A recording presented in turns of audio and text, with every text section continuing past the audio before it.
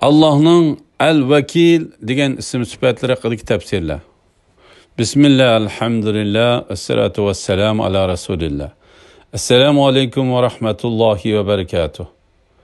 Tövende dehtanlarga Ustad Abduvali Qari Rahimullah'ın Kur'an ve sünnet nuru aslida Allah subhanahu ve Teala'nın güzel isim sıfatlarının kısaca tefsirleri, dersliklerden Allah'ın El-Vekil degan isim sıfatları haqidagi tefsirlerini okuyumuz inşallah. Ba'de euzubillahimineşşeytanirracim. Allah'ın El-Vekil degan isim sıfatları haqidagi tefsirler. Allah'ın bu isim sıfatları Kur'an'da 14 yerde tilga ilingan. Sure El-İmran 173. ayetide tercümesi Müşriklar taraftarı boğan ademler ulağa şek şübhisiz ki kişiler yani Kureyşler sizlerge karşı koşun topladı. Ulardan korkunla dedi. Bu söz ularning imanını küçeytti. Ular bizge Allah kifoya, Allah nima degan yaxshi hami dedi. El-Vekil hamma ishlar topshirilgan zot demektir. El-Vekil iki qism bo'ladi. Kamchuk vekil ve kamil vekil. Kişiler özlerinin işlerini işengen kişilerge topshirdi. Mesela nikah meselesinde vekil tayin qilindi. Başka birer ishni bejirish uchun birer ishonchli kishi vekil qilinib topshiriladi. Bu vekil ma'nosi kamchuk vekil bo'ladi. Chunki vekil bo'lish uchun birer birisi tarafidan ishlarining topshirilishiga muhtoj bo'ladi. Shundan keyin vekil bo'la oladi. Bo'lmasa vekil bo'la olmaydi. Bu insonlar o'rtasidagi vakolatdir. Kamil vekil bo'lsa, olamning hamma ishini boshqaruvchi zot Allah subhanahu ve Teala'dır. Bu mutlaq vekil, yani kamil vekildir. Hakiki kamil vekil bo'lishga Allah subhanahu ve Teala layık zattır. Kur'an-ı Kerim'de tercümesi o meşrikning ve mağribning Rabbidir. Onundan başka ibadetke layık hiç ilah yoktur. Onu hami qılıp alğan, yani hamma ishingni onunğa topshirgan. Sure Müzzemmil 9. ayeti. Ben de Allah subhanahu ve Teala'nın El-Vekil sıfatını bilgenden keyin özüge kamchuk vekil bo'lsa ham topshirilgan ishlarini Allah subhanahu ve Teala birer bir bendisiga ziyon yetmaydigan holatda saqlab, bendilerinin menfaati üçün hammani musaxxar qilib bo'ysundirib qo'ygandan keyin o'ziga Allah'ın bendileri tarafidan topshirilgan ishlarni amanet bilen öteşke hareket qilish kerak. Mana bir ishni amanet bilen qilguvchi shaxs Peygamberimiz aleyhissalatu vesselam'ның tercümesi Allah'ın xulqi bilen xuluqlaninglar degan emriga bo'ysungan bendiler qatoridan o'rin olgan bo'ladi. Kur'an ve hadislerde Allah'ın bu isim sıfatlariga aloqador tuvendiki mazmunlar tilga ilingan. Sure El-İmran 173. ayetide tercümesi Müşriklar taraftarı boğan ademler ulağa şek şübhisiz ki kişiler yani Kureyşler sizlerge karşı koşun topladı. Ulardan korkunla dedi. Bu söz ularning imanını küçeytti.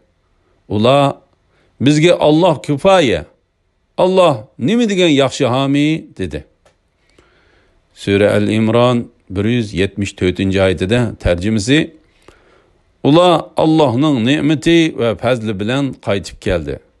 Hiç qandaq ziyan zahmetga uchramadi. Ular Allah'ның razılıqını izledi. Allah ulug' fazli egisidir.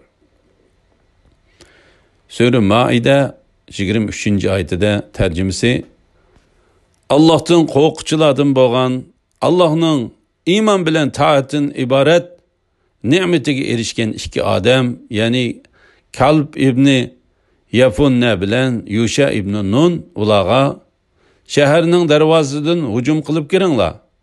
Shaharning darvozasidan hujum qilib kirsanglar, cho'qim g'alaba qilasizlar. Agar Allohning va'da qilgan yordamiga ishonsanglar, Allohga tavakkul qilinglar dedi. Sura Al-Imron 159-oyatida tarjimasi: Allohning rahmati bilan sen ularga muloyim bo'lding. Agar qo'pol, bag'ir qattiq bo'lgan bo'lsang, ular cho'rangdan taqab ketadi. Ularni afu qil. Ular uchun mag'firat tilagin. İşte ular bilan kengashgin. Kengashgandan keyin bir ishga bel bog'lasang, Allohga tavakkul qilgin. Alloh haqiqatan tavakkul qilguvchilarni do'st tutadi. Sura Shura 36-oyatida tarjimasi: Dunyoning ne'matlaridan sizlarga berilgan har qanday narsa dunyo tirikchiligida foydalanadigan narsalardir. Iymon etgan, Rabbiga tavakkul qiladigan kishilarga gunohi kabirlardan, qabih ishlardan saqlanguchilarga, derg'azab bo'lganlarda kechiralaydiganlarga, Rabbining da'vatiga ovoz qo'sha oladiganlarga, namozni ta'dil arkon bilan o'taydiganlarga, ishlarini maslahat bilan qaror qiladiganlarga, biz rizq qilib bergan narsalardan sadaqa qiladiganlarga, uchirgan zulmga qarshi tura oladiganlarga Allohning huzuridagi savob texmi yaxshidir. Texmi baqidir. Sura Nahl 99-oyatida tarjimasi: Shubhisizki mu'minlarning va Rabbiga tavakkul qilguvchilar, ya'ni yo'llanguchilarning ustidan shayton hukmronlik qila olmaydi. Ya'ni Rabbiga chin yo'langan mu'minlarga shaytonning vasvasasi ta'sir qila olmaydi. Hadislarda tarjimasi: Agar sizlar Allohga haqiqiy tavakkul qilgan bo'lsanglar, albatta Alloh aytganda qo'sig'i och holatda chiqib ketib, kechda qo'sig'i to'q holatda qaytib keladigan uchar qushlarga rizq bergandek, sizlarga rizq bergan bo'ladi. Tirmizi 2515-nomerlik, Ibn Majah 4303-nomerlik hadis. Yana hadislarda tarjimasi: Anas radiyallohu anhudan rivoyat qilindiki, Rasululloh alayhissalatu vassalam mundaq degan: Kishi uydan chiqqanda Bismillah alayhi tavakkaltu alalloh va la havla va la quvvata illa billah desa, ya'ni tarjimasi: Allohning ismi bilan boshlayman. Allohga tavakkul qilaman. Barcha kuch-quvvat Allohning yordami bilan bo'ladi desa, u kishiga sen kifoya bo'ldi, hidoyat topding, kifoya qilinding, saqlanding deyiladi. Uning shaytini yiroqlashidi. Bu shaytonga yana bir shayton mundaq deydi: Hidoyat qilingan, kifoya qilingan, saqlangan kishi bilan sening holing nim bo'lib ketar ha? Abu Davud, Nasai, Ibn Hibban to'plagan sahih. Sura Taloq 3-oyatida tarjimasi: Alloh uningga o'ylamagan yerdan rizq berdi. Kimiki Allohga tavakkul qilsa, Alloh uningga kifoya qiladi. Alloh haqiqatan maqsadiga yetalaydi. Alloh haqiqatan har bir narsa uchun muayyan miqdor, muayyan vaqt belgiladi.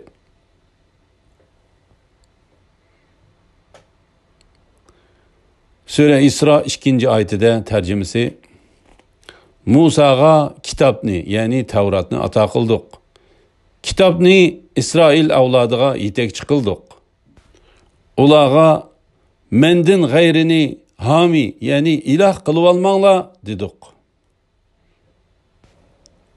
Abu Davud rivoyat qilgan hadislarda Shayx Albani rahimahulloh Hasan deb baho bergan hadisda Allahümme rahmeteke arju fela tekilni ila nefsi tarfete ayni.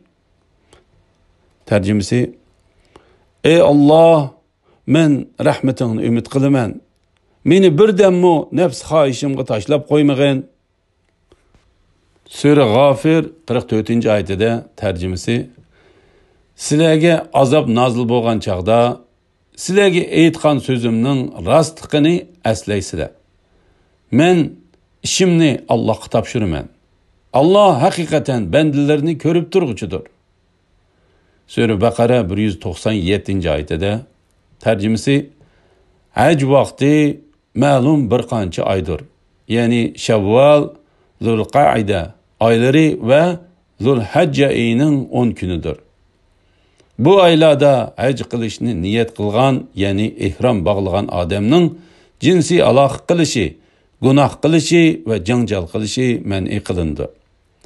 Sizlar qandoqliki yaxshi amalni qilsanglar, Alloh uni bilib turdi. Oxiratlikinglar uchun zod rahila ilvilinglar. Eng yaxshi zod rahila taqvodorlikdir. Ey aql egillari, mana taqvodorlik qilinglar.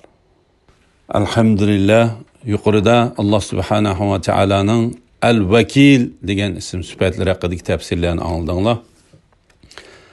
Kelar qitimda Allah subhanahu wa ta'alaning Al-Qawi degan ism sifatlari haqidagi tafsirlarni o'qishni davomlashtiramiz inshaalloh. Va sallallohu ala Muhammad va ala alihi va sahbihi ajma'in. Assalomu alaykum va rahmatullohi va barakatuh.